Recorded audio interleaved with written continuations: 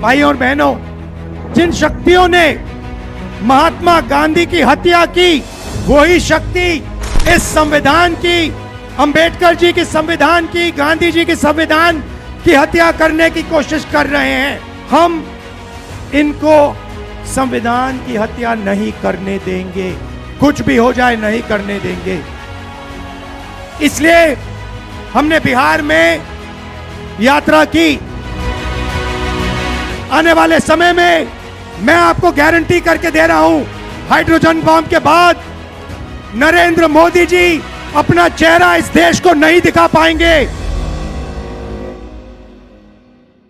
नमस्कार, मैं रवीश कुमार। यह कौन सा बम है जो फटने वाला है और कहां फटने वाला है? राहुल गांधी की यह चेतावनी क्या चुनाव आयोग सुन भी रहा है और क्या उससे फर्क भी पड़ता है? इन चेतावनियों ने देश को एक नया चुनाव आयोग दिखाया है, जिससे अब किसी तरह के संगीन आरोप से कोई फर्क नहीं पड़ता। अब वह वोट चोरी के आरोपों के साथ या बावजूद आपसे आंखें मिलाने का आदी हो चुका है, वरना इन आरोपों को खुद गंभीरता से लेता और कम से कम महादेवपुरा विधानसभा की सीट के 1 लाख संदिग्ध वोटरों की जांच कर देश के सामने सच्चाई रख देता। अफसोस, पूरे बिहार में 15 दिनों तक यात्रा चलती रही। चुनाव आयुक्तों को भी टारगेट किया गया, लेकिन चुनाव आयोग ने एक विधानसभा की जांच कर, निष्पक्ष जांच कर देश को सही स्थिति के बारे में जानकारी नहीं दी। हाइड्रोजन बम फोड़ने की बात कर क्या राहुल गांधी खुद को लंबी लड़ाई के लिए तैयार कर रहे हैं? जब यात्रा का ऐलान हुआ तब पटना के गांधी मैदान में रैली की बात हुई थी, लेकिन रैली की जगह पटना में यात्रा निकालने का फैसला कर लिया गया। तय हुआ कि पटना के गांधी मैदान से लोगों का हुजूम डॉक्टर अंबेडकर की मूर्ति तक जाएगा और वहां माल्यार्पण किया जाएगा। इस तरह पटना के एक बड़े हिस्से में यात्रा निकल सकेगी, जिस तरह से बाकी जिलों में 15 दिनों तक निकल रही थी। रैली की जगह मार्च का फैसला क्यों किया गया, यह अभी साफ नहीं, लेकिन विपक्ष इस रैली में आई भीड़ को लेकर उत्साहित नजर आया और उसे लेकर पटना भर से गुजरना चाहता होगा। लेकिन क्या इसकी जगह गांधी मैदान में ही सभा करना उचित नहीं होता? फिर भी गांधी मैदान से चलकर मार्च को हाईकोर्ट के पास मौजूद डॉक्टर अंबेडकर की मूर्ति तक जाने की अनुमति नहीं मिली, क्योंकि वहां अदालती आदेश हैं। लेकिन प्रशासन ने डॉक्टर अंबेडकर की प्रतिमा पर नेताओं को माल्यार्पण करने की अनुमति दी। डॉक्टर अंबेडकर की इस मूर्ति का अनावरण लालू प्रसाद यादव ने किया था, तब वे बिहार के मुख्यमंत्री थे। इस पर भवन निर्माण आवास विभाग के मंत्री रामविलास मिश्र का नाम लिखा है। तारीख लिखी है 18 जून 1991। उसके बाद भाषण दिया गया डाक बंगला चौराहे पर। डाक बंगला चौराहे का भी बिहार की राजनीति में अपना एक महत्व है। रैली कोई भी हो, इस जगह से ना गुजरे और यहां पर नारेबाजी ना हो तो पूरी नहीं मानी जाती। राहुल गांधी ने वोट चोरी को कई तरह के अधिकारों की चोरी से जोड़ दिया है।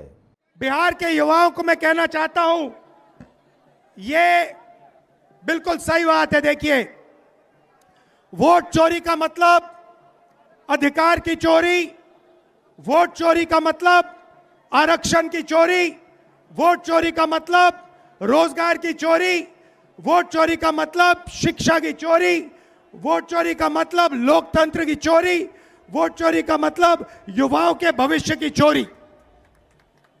ये सिर्फ वोट नहीं ले रहे हैं, ये आपकी जमीन, आपका राशन कार्ड, सब कुछ उठा ले जाएंगे, अदानी अंबानी को दे देंगे। अब आते हैं हाइड्रोजन बम और एटम बम पर।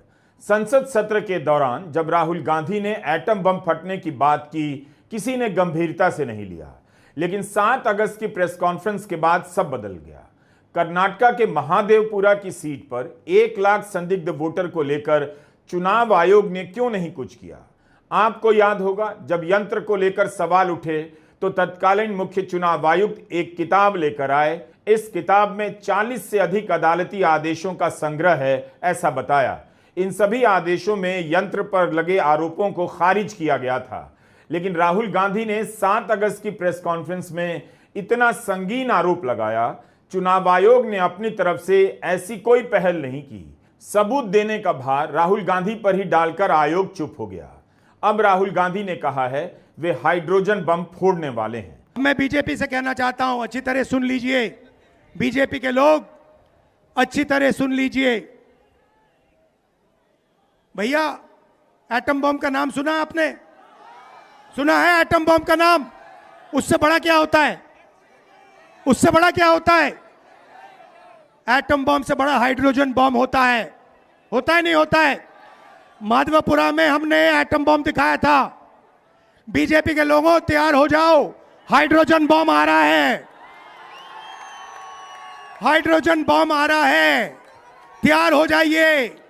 आपकी जो सच्चाई है, वोट चोरी की सच्चाई है, वो पूरे देश को पता लगने जा रही है। राइट? बिहार की जनता, बिहार के युवा, बिहार के महिलाओं से मैं धन्यवाद करना चाहता हूं। यह क्रांतिकारी प्रदेश है। इसने पूरे देश को मैसेज दिया कि वोट चोरी नहीं होने देंगे। और ये जो आपने बिहार में किया है, हमारी जो मदद की, ये पूरे देश में फैल गई है, कोने कोने में फैल गई है। आने वाले समय में मैं आपको गारंटी करके दे रहा हूं, हाइड्रोजन बम के बाद नरेंद्र मोदी जी अपना चेहरा इस देश को नहीं दिखा पाएंगे। कांग्रेस की प्रवक्ता सुप्रिया श्रीनेत ने कहा है कि हाइड्रोजन बम का मतलब है हरियाणा। हरियाणा से ही वोट चोरी के शक की शुरुआत हुई।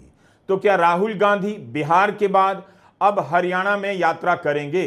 गुजरात में भी कांग्रेस ने वोट चोरी के आरोप लगाए हैं। प्रदेश कांग्रेस के अध्यक्ष अमित चावड़ा ने आरोप लगाया है कि नवसारी लोकसभा सीट के अंतर्गत एक विधानसभा की मतदाता सूची में गड़बड़ी पाई गई है। यहां 6 लाख मतदाता हैं। इनमें से 2.5 लाख वोटर को एक सैंपल की तरह लिया गया और उनकी जांच की गई। कांग्रेस का आरोप है कि इस 2.5 लाख में से 30% वोटर की जानकारी डुप्लीकेट है या फर्जी है। मतदाता अस्तित्व में ही नहीं था। 30,000 मामलों में गड़बड़ी पकड़ी गई है। कांग्रेस का दावा है कि इस हिसाब से गुजरात राज्य में 62 लाख वोटों की चोरी सामने आ सकती है। यहां पे शिवसेना के नेता बैठे हैं। महाराष्ट्र में एनसीपी, कांग्रेस पार्टी और शिवसेना से चुनाव चोरी किया गया था। ये 100% सच है। तकरीबन 1 करोड़ नए वोटर लोकसभा चुनाव के बाद वोटर लिस्ट में जोड़े जाते हैं, बढ़ाए जाते हैं। नए वोटर आके वोट करते हैं। हमारे गठबंधन का जो वोट था, जितना हमें लोकसभा में मिला उतना हमें विधानसभा में मिला। 1 वोट कम नहीं हुआ। और सारे के सारे नए वोट बीजेपी के अलायंस के खाते में गए। लोकसभा हम जीते, विधानसभा में हमारी पार्टियां तीनों के तीनों मजबूत पार्टियां साफ हो गई। क्यों? क्योंकि इलेक्शन कमीशन ने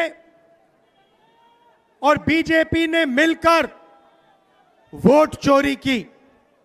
उसके बाद हमने साफ दिखाया, महादेवापुरा में बेंगलोर सेंट्रल की सीट में हमने साफ दिखाया कि एक असेंबली में 1 लाख से ज्यादा फर्जी वोटर थे। बेंगलोर सेंट्रल में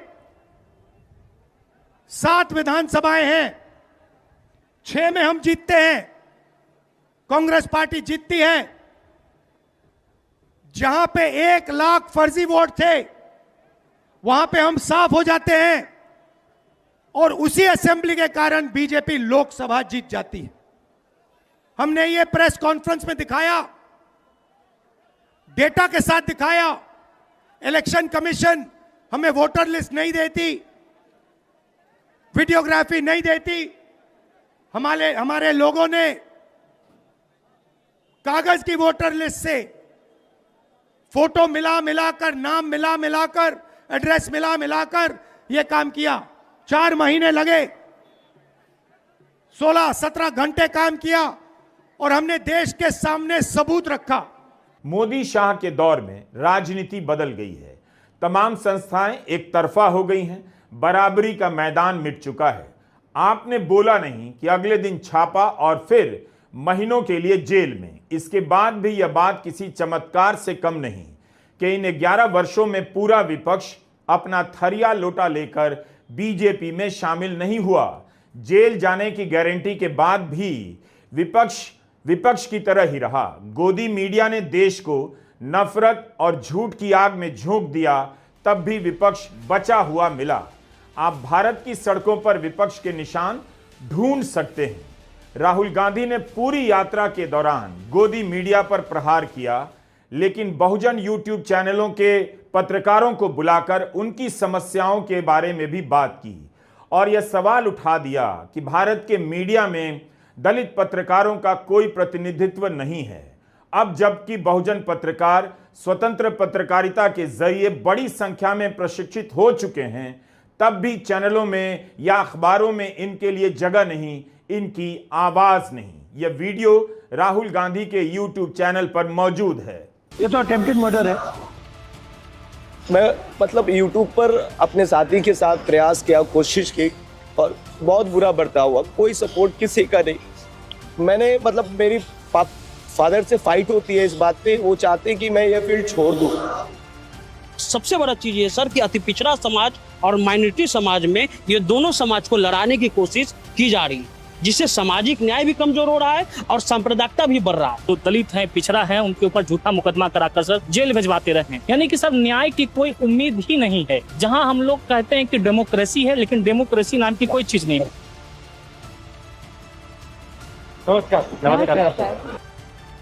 बताइए। हम लोग जो काम करते हैं उसका बेसिक है सोशल जस्टिस। हम उसमें जो पॉइंट रखते हैं, यहाँ सब बैकवर्ड और माइनॉरिटी और दलित समाज के लोग, और इसमें हम लोग ने एक ग्रुप बनाया है पूरे बिहार में। जहां भी कास्ट एट्रोसिटी होती है, जहां बच्चों के साथ बलात्कार होता है और एफआईआर नहीं होता है, तो हम उसको करते हैं। पीएमसीएच का मामला जो मुजफ्फरपुर का था, सड़ गए, उसको सबसे पहले हमारी टीम ने कवरेज किया। और एक सबसे बड़ा चीज ये सर कि अति पिछड़ा समाज और माइनॉरिटी समाज में ये दोनों समाज को लड़ाने की कोशिश की जा रही है, जिससे सामाजिक न्याय भी कमजोर हो रहा है और सांप्रदायिकता भी बढ़ रहा है। तो हम लोग की मेन लड़ाई यही है कि हर हाल में जो सोशल। आप कितने हो बिहार में? हम टोटल अभी 52 लोग हैं सर। ये 52 लोग एक दूसरे के दोस्त हैं? जी। या इनके बीच में भी लड़ाई होती है? नहीं, वो सामाजिक न्याय का जुड़ाव है। आपके आमदनी तो ठीक बनती है या नो सर?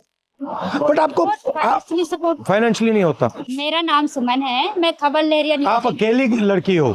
जी। खबर लहरिया न्यूज चैनल में एज ए सीनियर रिपोर्टर के रूप में काम करती हूँ।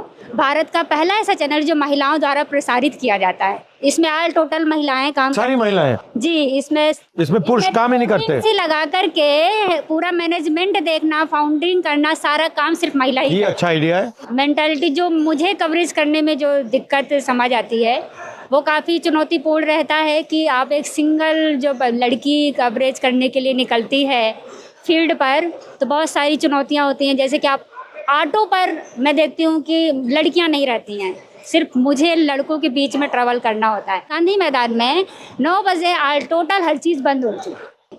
सर मेरा नाम अमान मलिक है और हम बिहार के सबसे पिछड़े जिले से आते हैं जहाँ ट्रेन नहीं चलती है। पहली समस्या तो ये है हमारी। दूसरी समस्या ये है कि सर हम पटना यूनिवर्सिटी के मास कॉम के स्टूडेंट हैं, बैचलर डिग्री चल रहा है।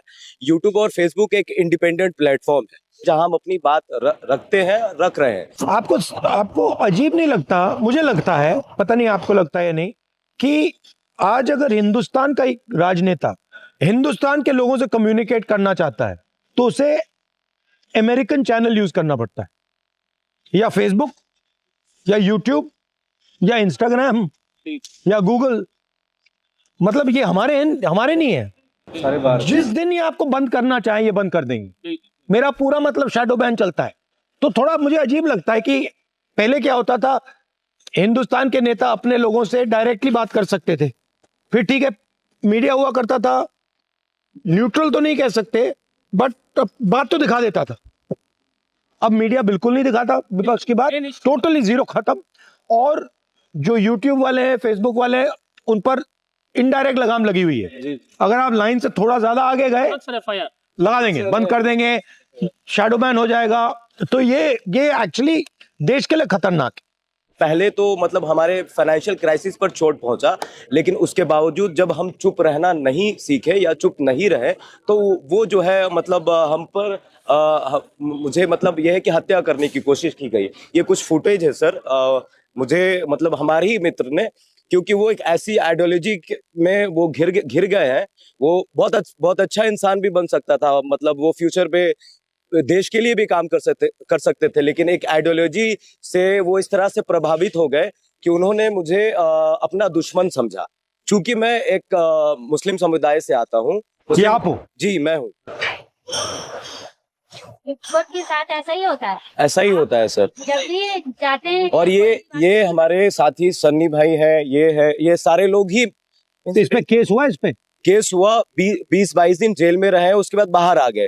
और हमने भी मतलब उसके बाद ज्यादा एक्शन लेने की इसलिए कोशिश नहीं की सर, क्योंकि बार बार कॉलेज। ये तो अटेम्प्टेड मर्डर है। हाँ, अटेम्प्ट टू मर्डर है सर। वो 20 दिन में बाहर आ गए और अभी भी थ्रेट मिलता है सर कि केस उसी से। हाँ, उसी से सर। पूरी यात्रा के दौरान राहुल गांधी इस तरह के मसलों को परखते रहे जिनके बारे में कोई बात नहीं करना चाहता, लेकिन इस पर जरूर बात हो रही है कि इस यात्रा से कांग्रेस को क्या मिलेगा। बिहार में कांग्रेस का आधार क्या है, लोग सवाल उठा रहे हैं। 35 साल से ज्यादा समय से सत्ता से बाहर है बिहार में कांग्रेस, लेकिन यही तो देखने की बात है कि जिस राज्य में इतने लंबे समय से कांग्रेस सत्ता से बाहर है, वहां पर राहुल गांधी ने 15 दिनों तक पूरी पार्टी को यात्रा में झोंक दिया। किसी को पता नहीं इससे कांग्रेस या महागठबंधन को क्या मिलेगा, लेकिन इसके बाद भी सबने पूरे दम के साथ यात्रा पूरी की है। क्या यह आसान बात है? क्या राहुल गांधी की यात्रा बिहार में कांग्रेस को मजबूत करने का काम करेगी? इसका भी जवाब किसी के पास नहीं। कोई नहीं कह सकता कि जमीन पर कितना कुछ बदला है, लेकिन कांग्रेस के कार्यक्रम में इतने लोग आ रहे हैं, यह दिखने लगा है, इसीलिए इन सवालों पर चर्चा हो रही है। वरना बिहार की राजनीति में कांग्रेस को लेकर इतनी बातें बहुत जमाने से बंद हो गई हैं। 15 दिनों से यह कंटेनर राहुल गांधी का घर बना हुआ था। भारत जोड़ो यात्रा के बाद से राहुल गांधी ने यात्राओं का सिलसिला बंद नहीं किया। बिहार की यह यात्रा बता रही है कि राहुल गांधी ऐसी कई यात्राओं पर आगे भी निकल सकते हैं। राहुल गांधी के हिस्से में चुनावी सफलता नहीं है, लेकिन एक सत्ताधारी पार्टी को हमेशा आसानी से सत्ता में वापसी का इंतजार करने वाली कांग्रेस पार्टी को उन्होंने मेहनती बना दिया है। बिहारी जुबान में पूरी पार्टी को खटना सिखा दिया है। जिस नेता को शहजादा कहा गया, वह नेता अब महलों का नहीं, सड़कों का शहजादा बन गया है। राहुल गांधी को बिहार से क्रांति की उम्मीद है। राहुल गांधी ही नहीं, तेजस्वी यादव से लेकर दीपांकर भट्टाचार्य ने बिहार के इस राजनीतिक अतीत की बात बार बार की। याद रखना चाहिए, यह 70 के दशक का बिहार नहीं है, 2025 का बिहार है और पूरे भारत से, खासकर हिंदी प्रदेशों की राजनीति से अलग नहीं है। राहुल की यात्रा में लोग तो आए, लेकिन क्या इनकी राजनीतिक समझ वैसी बनी जैसी राहुल गांधी चाहते थे? 25 साल से बिहार विकास और स्थायी सरकार के दौर में रहा है। आज की तारीख में उसके पास बहुत अच्छी सड़कें हैं, खूब सारे पुल हैं, लेकिन इस सवाल का जवाब नहीं कि वह फिर भी गरीब क्यों है। इस बिहार में 90% जनता महीने में 6,000 से भी कम कमाती है। क्या इन गरीबों तक राहुल गांधी अपनी बात पहुंचा पाए होंगे, जिनके खाते में कोई 10,000 डालकर चुनाव की धारा मोड़ सकता है? इनके लिए 10,000 की रकम बड़ी है या वोट के अधिकार की लड़ाई? क्या आप जानते हैं कि गिरिराज सिंह भारत के कपड़ा मंत्री हैं? ट्रंप के टैरिफ के कारण कपड़ा सेक्टर में कई लाख महिलाओं की नौकरी खतरे में है। लेकिन आपको पता है कि बिहार से आने वाले मंत्री जी इन दिनों क्या कर रहे हैं? क्या उन्होंने ट्रंप को जरा भी चुनौती दी? उनका कौन सा बयान आपने पहले पन्ने पर देखा है कपड़ा सेक्टर को लेकर? यह खबर हिंदुस्तान अखबार में छपी है कि गिरिराज सिंह मधुबनी के झंझारपुर में झटका मीट चलाने वाले व्यक्ति की दुकान पर गए, उसका धन्यवाद किया और पत्रकारों से कहा कि जो भी सनातन धर्म की रक्षा करने वाले हिंदू हैं वह झटका मीट का सेवन करें। इसका एक वीडियो वायरल हुआ जो हम आपको नहीं दिखा सकते क्योंकि हमारे पास उसकी कॉपीराइट नहीं है, लेकिन उस वीडियो में हमने एक बैनर देखा जिस पर लिखा है झटकाज मीट हब और गिरिराज सिंह की तस्वीर है। झटका तो समझ आता है, लेकिन ये झटकाज क्या है, झटकाज क्या है, पता नहीं। ट्रंप टैरिफ लगाकर टेक्सटाइल सेक्टर को भले बर्बाद कर दें, लेकिन गिरिराज सिंह तब भी झटकाज मीट हब की चिंता में रहेंगे। आखिर किसी भी राजनेता को इतना आत्मविश्वास कहां से आ रहा है? जांच एजेंसियों के कारण आ रहा है, चुनाव आयोग के कारण आ रहा है, या गोदी मीडिया के कारण आ रहा है कि कपड़ा सेक्टर पर इतनी बात हुई लेकिन मीडिया के कैमरे और मीडिया के माइक गिरिराज सिंह का इन सवालों पर पीछा क्यों नहीं कर रहे हैं? गनीमत है कि ट्रंप को यह सब पता नहीं। अगर कोई बता दे कि आप जितना भी टैरिफ लगा दो, भारत के टेक्सटाइल सेक्टर को बर्बाद कर दो, फिर भी टेक्सटाइल मंत्री गिरिराज सिंह झटकाज मीट की राजनीति में व्यस्त रहेंगे, तो यकीन मानिए ट्रंप का रो रो कर हाल बुरा हो जाएगा, उन्हें सदमा लग जाएगा। खबर छपी है कि सावन समाप्ति के अगले दिन बिहार के लोग 100 करोड़ का बकरे का मीट खा गए। राज्य भर में 10,000 क्विंटल बकरे का मांस बिका। अकेले पटना में 1000 क्विंटल बकरा बिका है। इस बिहार में गिरिराज सिंह झटकाज मांस की राजनीति कर रहे हैं और इसी बिहार में राहुल गांधी वोट चोरी का मुद्दा उठा रहे हैं। तो बिहार की प्राथमिकता क्या होगी? गिरिराज सिंह सही से बिहार को जानते हैं या राहुल गांधी को यकीन है कि बिहार झटकाज मीट की राजनीति से अलग होगा और वोट के अधिकार की राजनीति से जुड़ेगा? क्या राहुल गांधी जनता के एक बड़े वर्ग को उन शक्तियों के खिलाफ खड़ा कर देंगे जिन शक्तियों ने गांधी की हत्या की है? जिन शक्तियों ने महात्मा गांधी की हत्या की, वही शक्ति इस संविधान की, अंबेडकर जी के संविधान की, गांधी जी के संविधान की हत्या करने की कोशिश कर रहे हैं। हम इनको संविधान की हत्या नहीं करने देंगे, कुछ भी हो जाए नहीं करने देंगे। इसलिए हमने बिहार में यात्रा की। राहुल जिन शक्तियों की बात कर रहे हैं, आज उनकी जड़ें बहुत गहरी हो चुकी हैं। उनकी संस्थाएं देश भर में पसर गई हैं और तमाम संवैधानिक संस्थाओं में वे इस तरह से फैल चुके हैं कि राहुल गांधी के लिए आसान नहीं होगा उनसे लड़ना। लगता है राहुल गांधी ने खुद ही एक मुश्किल लड़ाई अपने लिए चुन ली है। केवल उन शक्तियों के कारण नहीं, बल्कि अंबानी और अदानी के खिलाफ लगातार बोलने के कारण भी उनकी लड़ाई लंबी हो चुकी है। कांग्रेस अगर बदली है तो इतना ही कि राहुल गांधी विचारधारा की बात करने लगे हैं और उनके साथ बात करने वाले और इसके लिए लड़ने वाले कांग्रेस के भीतर कई सारे नेता खड़े हो गए। पटना के डाक बंगला चौराहे पर राहुल गांधी का भाषण बहुत छोटा रहा। उनका ही नहीं, मंच पर गठबंधन के नेताओं ने भी समय का ध्यान रखने के कारण छोटा भाषण दिया। क्या इसलिए कि मंच पर गठबंधन के नेताओं को भी बोलना था, इसलिए भाषण छोटा था, या पटना की भीषण गर्मी ने उनकी हालत खराब कर दी? आप सबका यहाँ बहुत बहुत स्वागत, नमस्कार।